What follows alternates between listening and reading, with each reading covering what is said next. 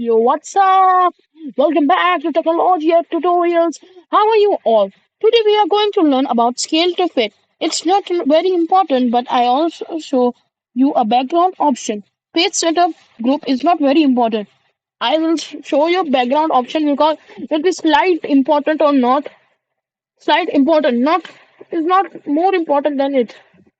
See this and take any image.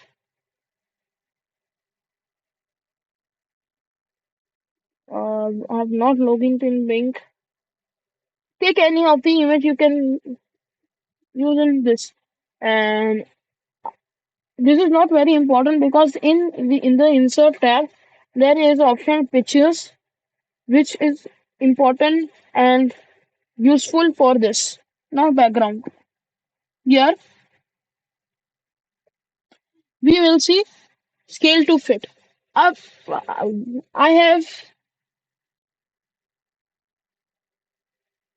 explained you that how to set the width of cell or a row. You can see this. First, go to the corner of the cell or the row and change the width, and from here also you can. Thank you for the today's video. If you like the video, please like it. Don't forget to subscribe.